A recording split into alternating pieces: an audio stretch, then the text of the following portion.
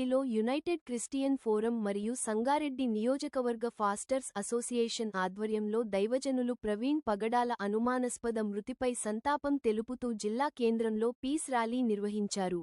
స్థానిక ఐబీ నుండి చౌరస్తా మీదుగా సిఎస్ఐ చర్చి వరకు నిర్వహించిన శాంతి ర్యాలీలో యూసీఎఫ్ అధ్యక్షులు రూబీన్ రెడ్డి, ఉపాధ్యక్షులు Madhu Mohan, general secretary Sunil Jayaraju, treasurer Abraham, UC youth అధ్యక్షులు వినయ్ రాజు మరియు Abhishek Philip Asher Kenny Solomon Prabhakar Revanth Mahipal Rambabu, Vinay Sagar, pastors అధ్యక్షులు సత్యపాల్ సురేష్ డేవిడ్ యేసురత్నం మరియు అన్ని చర్చిల ఫాస్టర్లు సభ్యులు పాల్గొన్నారు.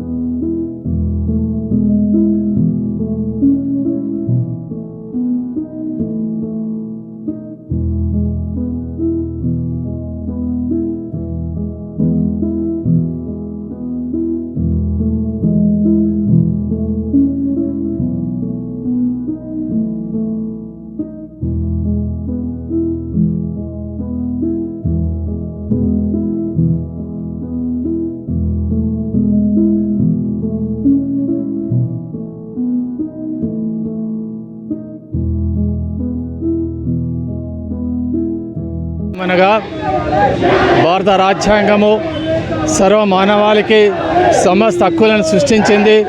సర్వ మానవత్వంతో ప్రతి మతంలో ఎవరు ఇష్టం వచ్చినట్టు వాళ్ళు జీవించవచ్చని చెప్పేసి రాజ్యాంగం సుదీర్ఘంగా బోధిస్తూ ఉంది, తెలియజేస్తూ ఉంది. క్రైస్తవ సమాజంలో గతంలో మణిపూర్లో జరిగింది. ఈనాడు ప్రవీణ్ పాస్టర్ గారిని దారుణమైన పరిస్థితుల్లో హత్యకు గురి అయ్యారు.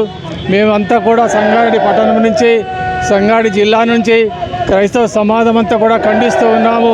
ఇలాంటి దారుణాలు జరగకుండా ఐక్యమత్యంతో సహోదరి ప్రేమతో జీవించాలని చెప్పేసి క్రైస్తవ సహోదరులమంతా కూడా సంకేతములు తెలియజేస్తున్నాము.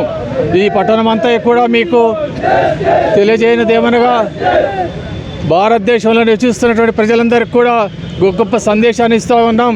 క్రైస్తవ సమాజంపై ఎలాంటి దాడులు జరగకుండా భారత ప్రతినిధులు రాజ్యాంగం హక్కులు కల్పించింది కాబట్టి మేమంతా మా ఇష్టం వచ్చినటువంటి మతాన్ని అవలంబిస్తూ జీవించే అంబేద్కర్ రాజ్యాంగంలో పొందుపరిచారు కాబట్టి అలాంటి జీవితాన్ని జీవించడానికి భంగాన్ని కలిగించకుండా అందరూ ఐక్యమత్యంతో జీవించాలని చెప్పేసి ఈ శుభ సందర్భంగా తెలియజేసుకుంటూ ఉన్నాను.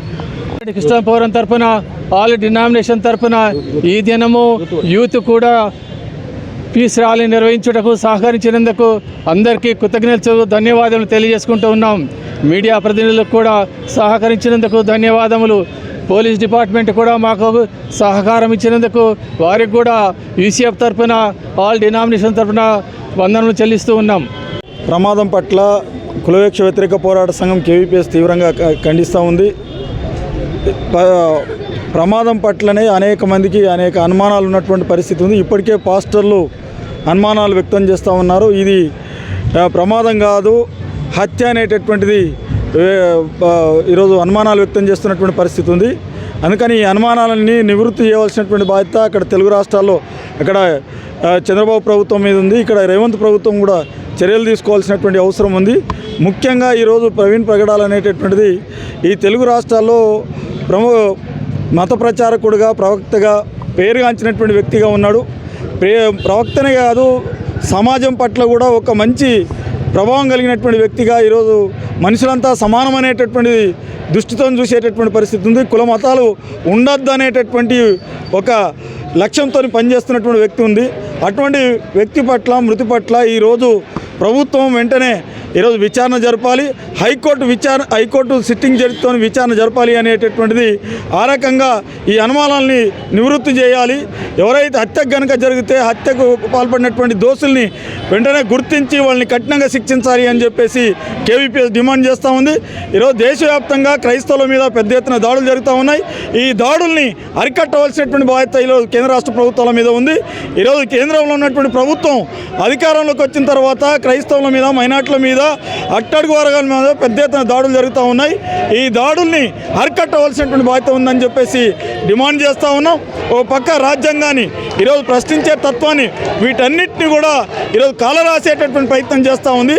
అందుకనే ఈ ప్రభుత్వం రాజ్యాంగాన్ని, ఈరోజు మాట్లాడే హక్కుని, ప్రశ్నించే హక్కుని కాపాడాలని చెప్పేసి ఇవాళ డిమాండ్ చేస్తూ ఉన్నాం.